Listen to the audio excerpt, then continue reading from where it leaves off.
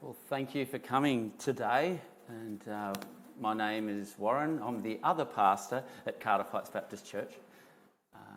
It's very good to see you all here, those who are visiting. And I know May has a very large group of her family here today. So welcome. Good to see you. Yeah, you can give a cheer.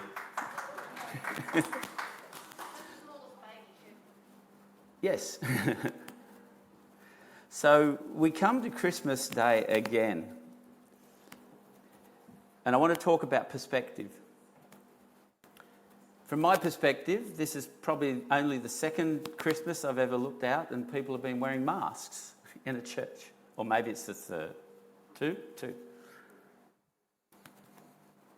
And as we look at the story of Jesus' birth from the perspective of 21st century eyes, it's very different, isn't it? It's not something that we would expect. If a parent was to lay a child in a manger where cattle had been feeding, I think eyebrows would be raised. Each and every aspect of the story is very different to what we would expect today from our perspective.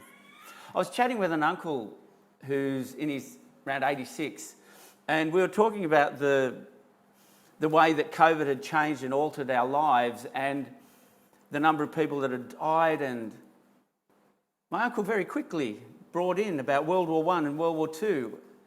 And from his perspective, he hadn't lived through World War I, but he had memories of the periods during those wars and the effect that had on people's lives. And the very difference that COVID was, yes, it had adjusted our lives, but at that stage, I think we're a year and a half into it. And then I was thinking about the perspective of, say, my grandchildren due to the COVID situation. My grandchildren range from 2 to 8. And I thought about the youngest grandchild I have has never lived without COVID.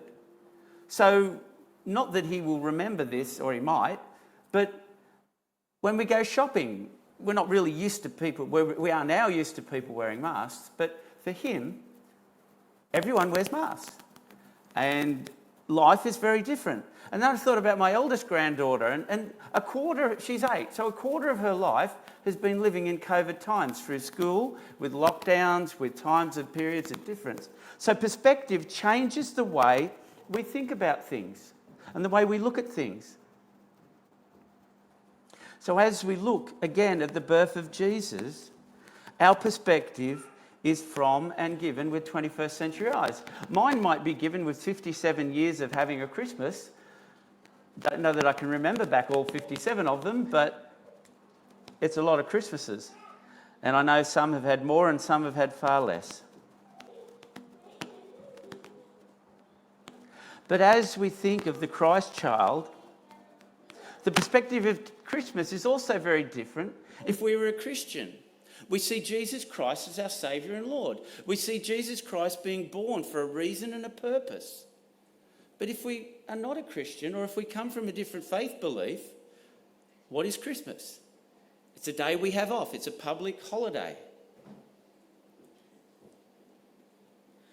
And as we read through this passage, it's a passage that we've all read many, many times.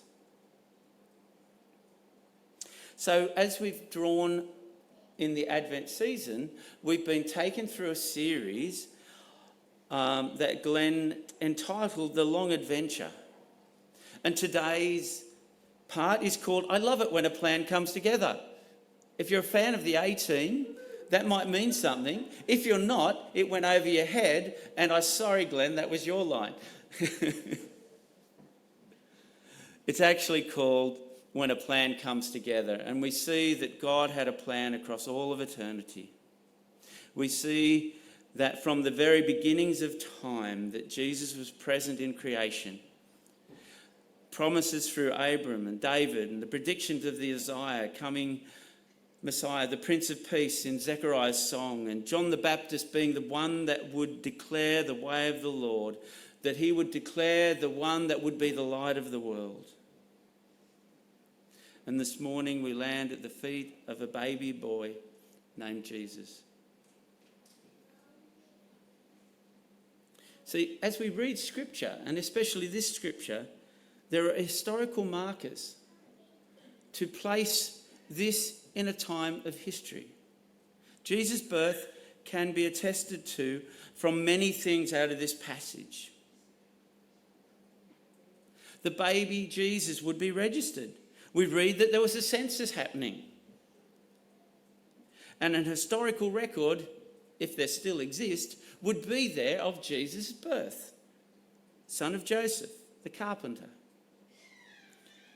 The name of the emperor also gives us a mark in history. In those days, Caesar Augustus issued a decree that a census should be taken of the entire Roman world. So again, another marker in history and a place in time. So Joseph also went up from the town of Nazareth in Galilee to Judea, to Bethlehem, the town of David, because he belonged to the house and the line of David. Another marker in history, another lineage of Jesus' lineage, his earthly family. While they were there, the time came for the baby to be born, and she gave birth to her firstborn son. She wrapped him in cloth and placed him in a manger because there was no guest room available for them.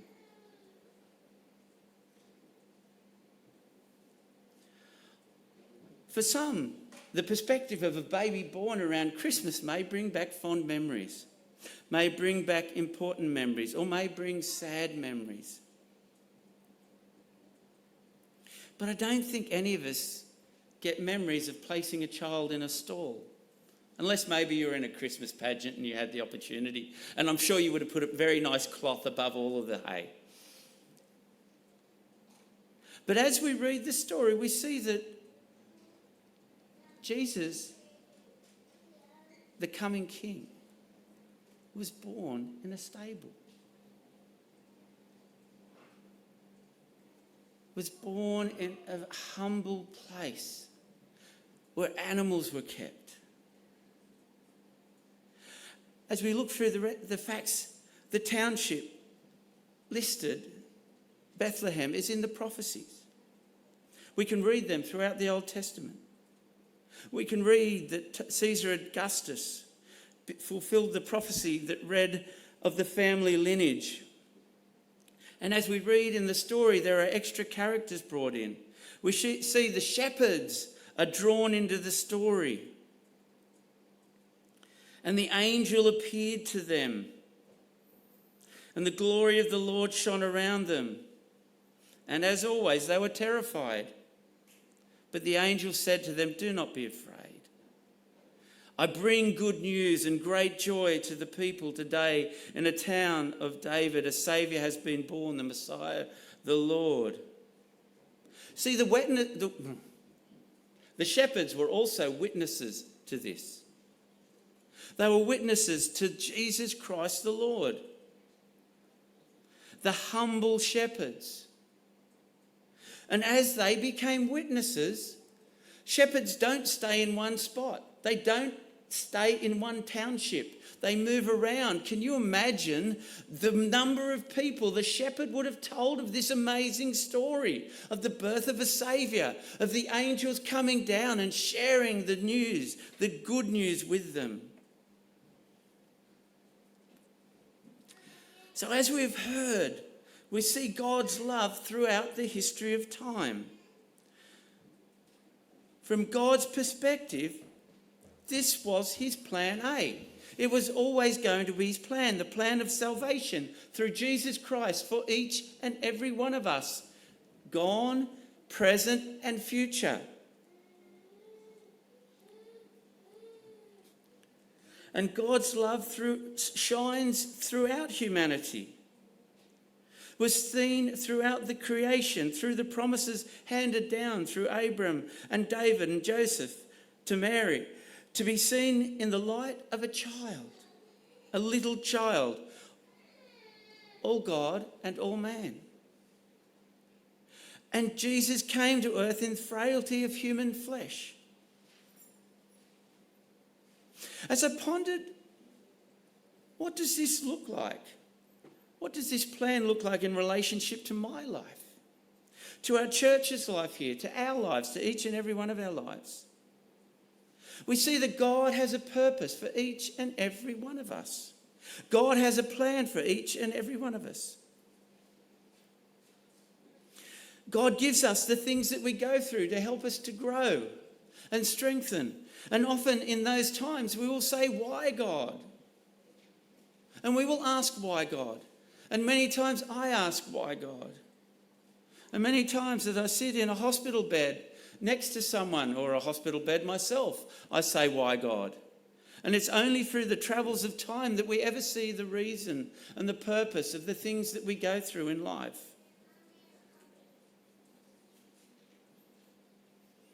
And we wonder in those times, but if we patiently keep praying and seeking God's will in our lives, it does become apparent.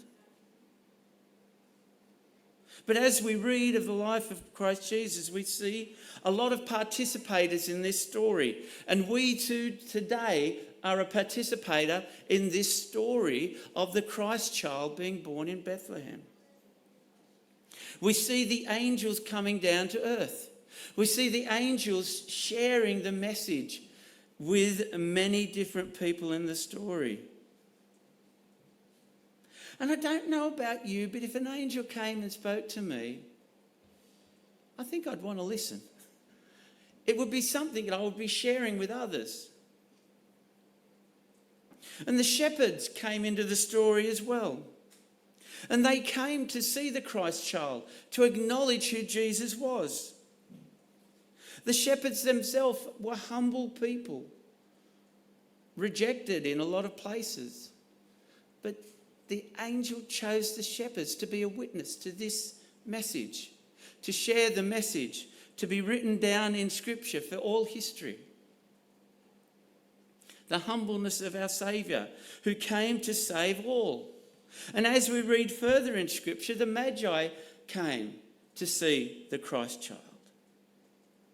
Wise men that travelled a great distance, that read in history what was happening and wanted to see the King. Mary and Joseph are part of the story to fulfill the prophecy of God's big plan. And Jesus came to earth to live, to show the way, and to die. To die for each of one of us, that we may accept him as our personal Saviour. And as we contemplate God's plan for each and every one of us, we realise that we have a special part in that. I can personally attest to God's plan for my life, and I can assure you parts of it I haven't enjoyed. Parts of it I would have rather not go through. Parts of it I have been overjoyed in. But I can attest that each and every part of God's plan in my life has taught me something, has made me a different person, has made me the person that stands before you today. And I know each and every part had a purpose. And I can attest that God has a plan for Carter Fights Baptist. And I have been part of a long part of that. Well, this much of it. Part of the plan. Well, 13 years of it anyway. And I realise that God has a plan for each of us. And part of that plan for our church is that we work together. And I've seen and been part of that. And it's exciting to see what God will bring for our church into the future as we listen to him and pray to him and seek his guidance. And this plan has come from the beginning and dawn of time and sent and given salvation through a Christ child from humble beginnings.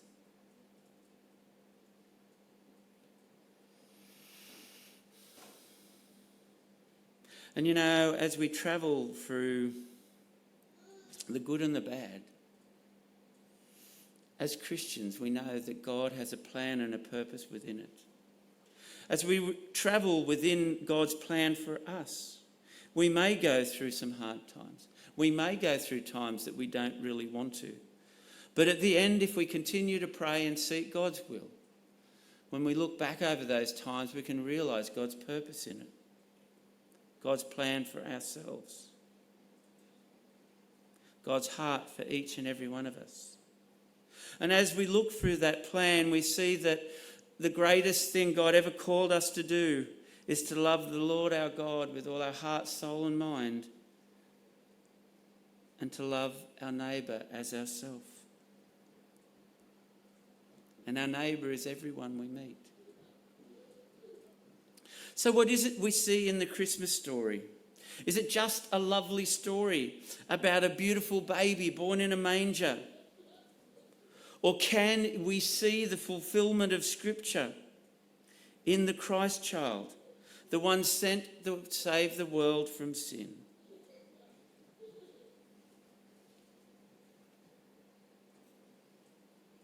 And as I draw this time to a close, the question I ask of each and every one of us today: who do we see in the Christ child? Do we see the one that was sent to live a life with the intention of dying on a cross for each and every one of us, with the offer of eternal salvation for each and every one of us? And the question to each of us is, do we serve the risen Saviour today? Or are we still on part of that journey, awaiting for when the Holy Spirit taps us on the shoulder, when it's our time? I'm going to leave you with that. If you need to know any more, Glenn and I are always willing to chat. And I know many of the other folk in our church who have been on the Christian journey for many years would be willing to talk to you as well. Go after today, enjoy your Christmas time with family, and may it be safe and enjoyable, and may you have a wonderful and a prosperous new year. Thank you.